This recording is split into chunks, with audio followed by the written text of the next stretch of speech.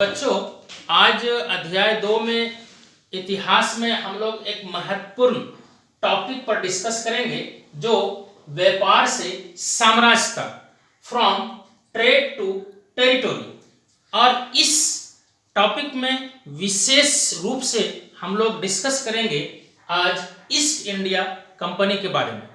चूंकि भारत में east India company से पहले यहाँ यूरोप के 2 देश पहले ही आके व्यापार कर रहे थे।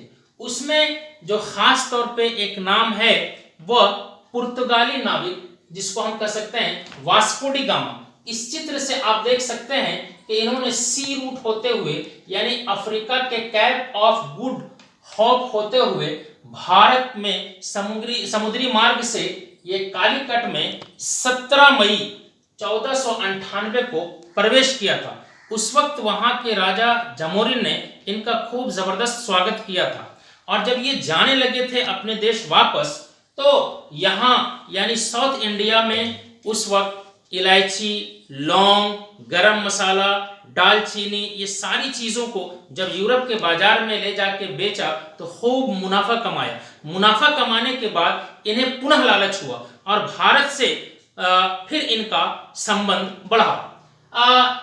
यहाँ पुर्तगालियों के बाद दूसरे जो यूरोपियन कंट्री का आगमन हुआ वो था डच।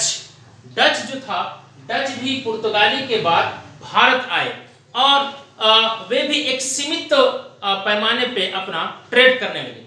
लेकिन तीसरा जो अहम ईस्ट इंडिया कंपनी जो इंग्लैंड से आए थे, ये एक व्यापार करने के लिए आए थे। अब उस समय चूंकि भारत में रेशम, सूती वस्त्र के कपड़े, काली मिर्च, दालचीनी, लौंग, इलायची के साथ साथ नील जो है उत्तम कोटि का यहाँ पे चीज पर्याप्त था। ये यूरोप के बाजार में जब बिक्री होता था तो इसकी मांग बहुत ज्यादा होती थी। लेकिन ये जो कंपनियां यानी 3 यूरोपीय देश जो आए तो उन लोगों में आपस में एक प्रतिस्पर्धा बढ़ी।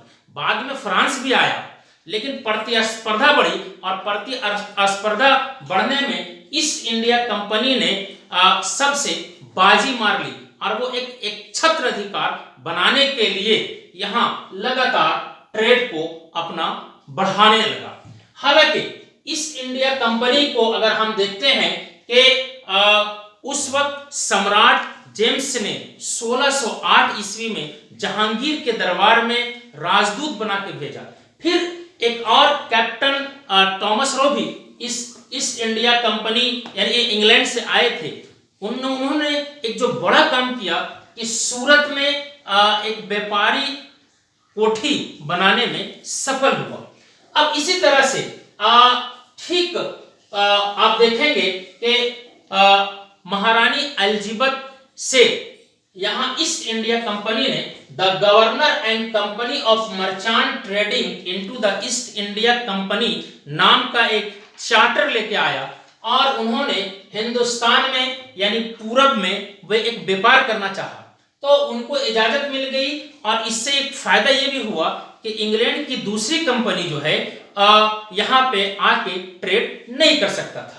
तो इस तरह से ये अपना जाल धीरे धीरे बढ़ाने लगा। खास तौर पे सूरत से चलकर मद्रास के बाद अगर आप देखेंगे कलकत्ता, यानी ये सारे इलाके में ये इनका एक व्यापार बढ़ते गया। लेकिन हमारा जो टॉपिक है कि ये साम्राज्य की तरफ कैसे आया, तो हम और आप अच्छी तरह से जानते हैं कि 1707 में जब मुगल साम्राज्य औरंगजेब की मृत्यु हो गई तो उस वक्त के जो सूबेदार थे वे क्या हुए कि वे मुगल साम्राज्य में जो योग्य उत्तराधिकारी के अभाव में वे लोग अपने क्षेत्रीय इलाके में अपना अपना साम्राज्य को स्थापित किया। इसमें खास तौर पे हम मुर्शिद कुली अली खान की बात करते हैं जो बंगाल में, निजाम है, अवध है, ये सारे लोग जो है धीरे धीरे अपने आप को स्वतंत्र हो गए। तो मुर्शिद कुली अली खान जो बंगाल में शासन करते थे, तो एक बहुत प्रतापी शासक भी था, वो राजा भी था, अलीवर्दी खान भी था, और उन्हीं का जो नस्ल जो आगे आके आया, जो इस चित्र में आप देख सकते हैं, वो है सिराजुद्दौला। यानी यहाँ हम लोग जो दो चीज के बारे में जिक्र करेंगे कि सिराजुद्दौला के साथ कंपनी का, यानी मुर्शिद कुली अली खान के साथ भी और अलीवर्दी खान के साथ भी और बाद में सिराजुद्दौला के साथ भी कंपनी का बीच बीच में टकराव होते रहता था, क्योंकि कंपनी ये चाहता था कि निःशुल्क वो व्यापार करे, लेकिन वे क्या है कि औरंगजेब का फरमान भी दिखाता था। जबकि इन लोगों ने क्या किया कि कंपनी के साथ साथ अंग्रेजों ने के निजी जो अधिकारी है, वे लोग भी बगैर शुल्क दिए इस तरह से वे अपने बंगाल में जाल बिछा रहे थे। तो लिहाजा यही वजह था कि बंगाल का नवाब जो है सो उस चीज को बर्दाश्त नहीं कर पाए। नतीजा ये हुआ कि कई बार बंगाल में इसके साथ एक टकराहट भी हुई और अंग्रेजों को ये भी लगा कि बंगाल के नवाब में बहुत अच्छा अंदरूनी जो है इसका मामला अच्छा नहीं चल रहा है। हालांकि सिराजुद्दौला तक अंग्रेजों के साथ जब टकराव हुई तो सिराजुद्दौला ने अंग्रेजों और उसकी ईस्ट इंडिया कंपनी को कमजोर करने के लिए 1756 में कासिम बाजार पे हमला भी किया, और इतिहास में जिसको हम लोग काली कोठरी की घटना के नाम से भी जानते हैं। तो उसके बाद उन्होंने मानिकचंद को कलकत्ता सौंप के अपना राजधानी पुनः वो मुर्शिदाबाद चले गए। तो अंग्रेजों को ये बड़ा नागवार गुजरा, और उस वक्त चूंकि मद्रास में जो कंपनी थी, उसके मद्रास की कंपनी ने क्या किया कि उस वक्त रॉबर्ट क्लाइव मद्रास रेजिडेंट में था, तो इन लोगों ने एक सेना को लेकर कलकत्ता की ओर चल पड़े और अंततः नवाब के साथ एक लड़ाई हुई, जिस लड़ाई को इतिहास में हम पलासी की लड़ाई के नाम से हम जानते हैं। ये पलासी की लड़ाई ये मुर्शिदाबाद से 22 मील दूर एक जगह पलासी है, वहां पे 23 जून 1757 को हुई थी। इस लड़ाई में हम ये कह सकते हैं कि रॉबर्ट क्लाइव की तो जीत हुई, लेकिन इस जीत से पूर्व उन्होंने वहां सिराजुद्दौला का एक बड़ा कमांडर जो था मीर जाफर से उन्होंने एक कॉन्ट्रैक्ट कर लिया था, और सिराजुद्दौला उस लड़ाई में ठीक हारने के बाद उस कॉन्ट्रैक्ट के मुताबिक उन्होंने क्या किया कि बंगाल का नवाब तो उन्हें बना दिया, लेकिन वो एक पपेट कह सकते हैं कि कठपुतली नवाब बन के रहा। बाद में ये मामला जो है अंग्रेज जो है उस पर धीरे धीरे डोमिनेंट भी होता गया, लेकिन मीर जाफर भी जो है वो प्रजा के लिए कुछ कर नहीं पा रहे थे। मीर जाफर के साथ भी अंग्रेजों का एक खटपट होना शुरू हो गया।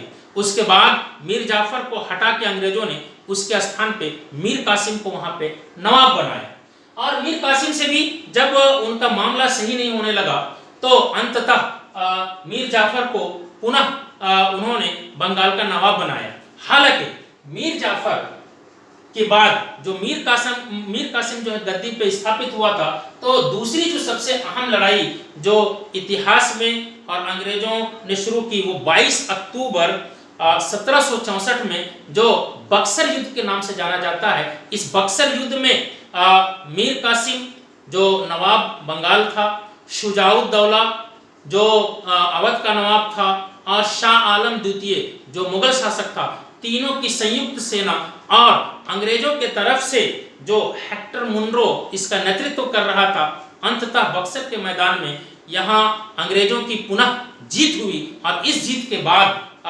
भारत के इतिहास में एक जबरदस्त परिवर्तन हुआ। 1765 में इलाहाबाद की एक संधि हुई, और इस संधि के अनुसार मुगल साम्राज्य से अंग्रेजों ने क्या किया कि बंगाल, बिहार और उड़ीसा की दीवानी को ले लिया। उसके बाद अंग्रेजों का मनोबल धीरे धीरे बढ़ता गया, और ये धीरे धीरे आगे चलकर एक एक स्टेट को इन्होंने कब्जा करना शुरू कर दिया। आगे का अध्याय में इसको हम लोग चर्चा